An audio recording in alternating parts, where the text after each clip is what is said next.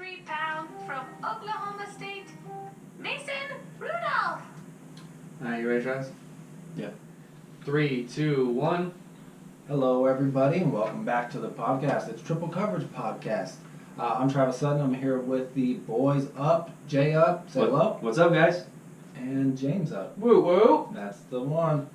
All right, we're going to get into a rookie profile today. We're going to do a little digging on Mason Rudolph. I don't know how deep we're going to get.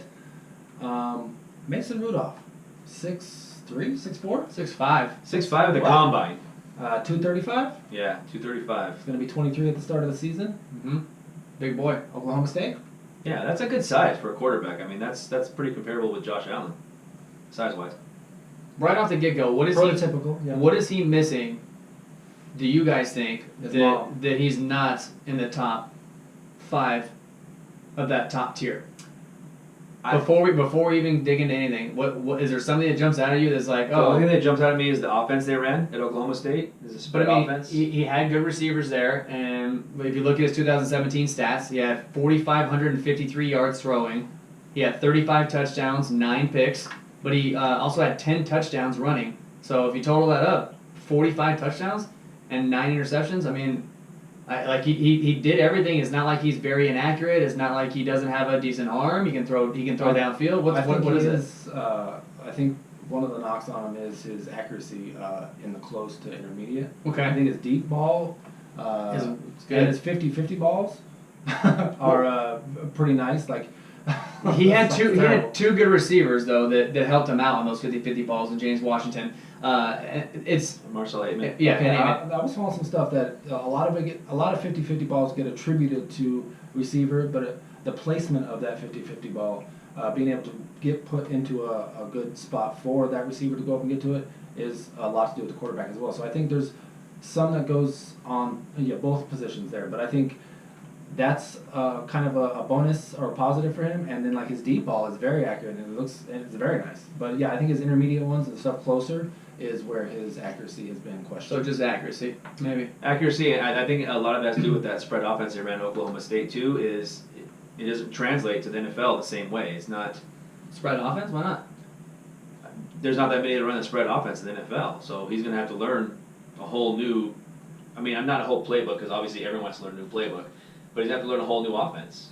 So he may struggle at the very start. Hopefully he goes somewhere where he can actually back up for at least a year or two. But as time's going on, he's starting to the hype train's starting to work a little bit towards now. He was supposed to go in the second round of the NFL draft. Now they're possibly saying that he could squeeze into the back end of the first round with some of those picks that the Patriots just got. Pick 23, pick 31. Do we see him going in the first round? So that would be what, six quarterbacks after Possible Lamar Jackson? 6 quarterbacks. Yeah, I think he'll be the 6th one taken. Out of those 6 quarterbacks, but I think that when the Patriots got that second pick, when they got that second pick in the Brandon Cooks trade, I think that everyone immediately thought they were going to try to package those two to go after Odell Beckham, and that's what the rumor was instantly on Twitter and everywhere you look for sports stuff. And then all of a sudden it became kind of clear that they wanted to maybe package those up and move up a little bit higher and go for a quarterback. And Mason Rudolph seems to be the type of guy that would fit in a Bill Belichick system. Because he could bring him in there. You still have Tom Brady for at least another year, possibly 2. You let Mason Rudolph. The Patriots have been the king of bringing these guys in and developing under that system with Bill Belichick. Right. You had Brian Hoyer do it. You had Matt Castle that did it and took over Garoppolo. for Brady when he got hurt. You had Garoppolo do it and play well. So he kind of fits that mold. I think it's a good spot if he does land in New England. But there's a few teams that are actually going after him, so he could end up anywhere. I just think that New England would be a good spot for him to land. The more I watched on him, the more I liked him. So, I mean, he did have the benefit of having good 2 receivers there to kind of help him out a little bit. I understand that, but every year he got way better. 3,700 yards his sophomore year, then 4,000 yards, then 4,500 yards. So the kid's getting better every single season, so I don't see the downside except for there was a couple of negatives.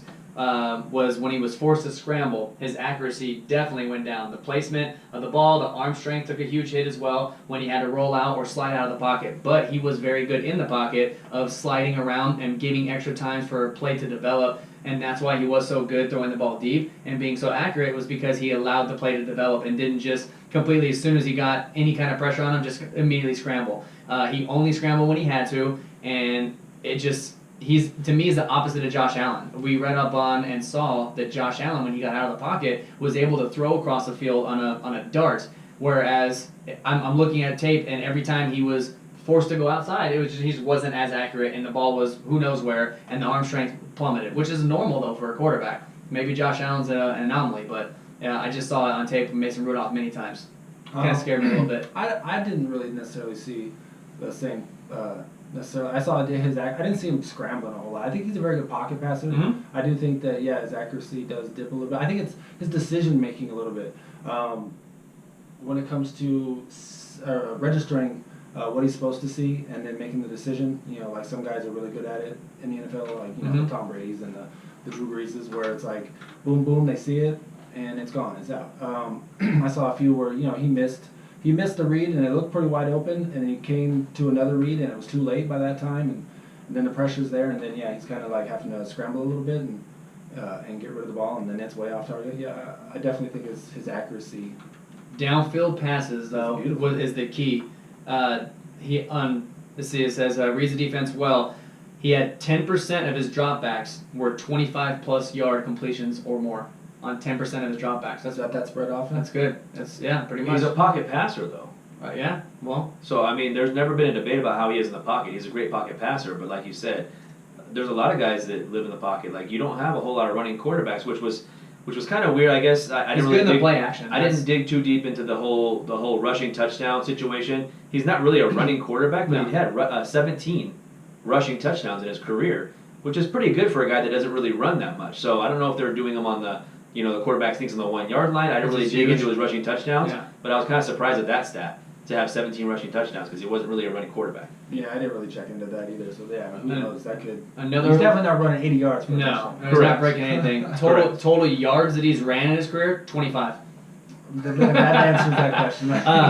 The other thing I felt that was kind of that I saw that was a little alarming. He has 9 1/8 inch hands, which attributed to he averaged just under one fumble, 0.9 every 2 games. So ball security is an issue. You're talking literally every other game he's fumbling. So ball security was a huge issue, but that goes back to the whole pocket presence thing and him holding onto the ball long because they ran a lot of deep plays that he just held onto the ball too long because he wanted the play to develop. So it's a good thing in some cases, but when you start fumbling, that's now a bad thing. That now means that even though you're comfortable and you're okay to take a hit, you can't be taking hits and fumbling because in the NFL especially, they're going to try and strip sack you every single time. So if he's fumbling this much in college, it could possibly get a lot worse in the NFL. So he needs to make sure that he gets that ball out there quicker and, either slide or start to scramble a little bit, and we'll see what he's made of when he's in the NFL running for his life there. Maybe he calls Jared Goff and finds out how Goff grew his hands after the draft. Stretch those hands because as of now, you're fumbling a lot. But yeah, that's going to be an issue. A couple negatives. There were big negatives, actually. But he did finish career by winning the Johnny Unitas Golden Arm and the Sammy Baugh Award, and he was second team All Big 12.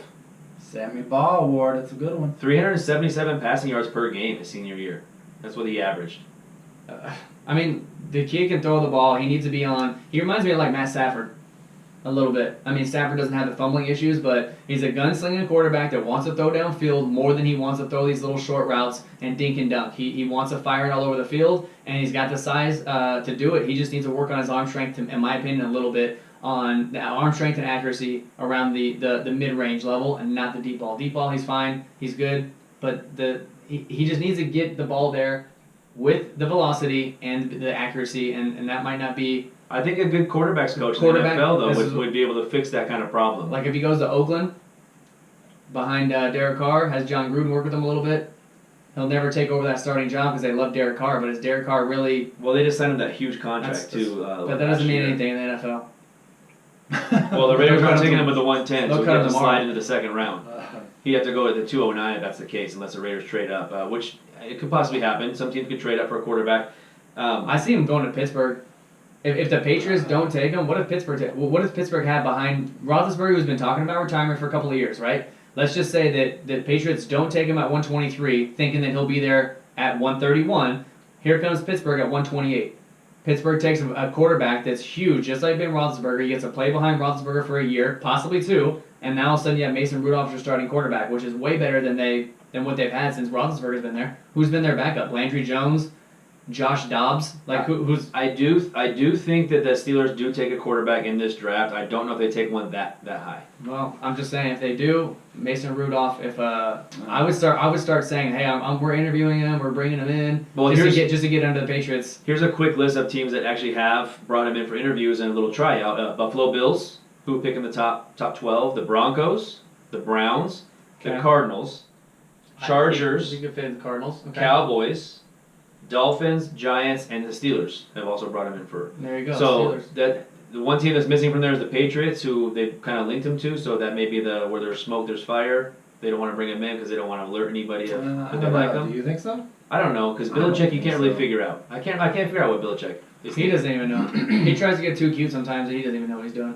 Do they draft quarterbacks in the first round there? Well, that's what I'm saying. In New England, Yeah. I could see them doing it 131.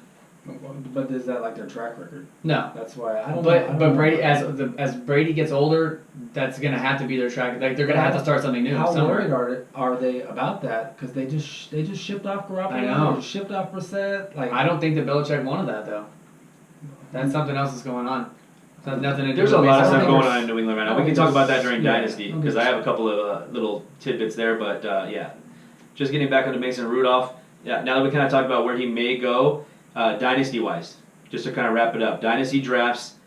3rd round. He's obviously not going to be in the top 5 quarterbacks taken that you're taking. I think he kind of Back goes in. 4th. I think he might Yeah. go the 4th. Okay, round. I see back in 3rd, early 4th.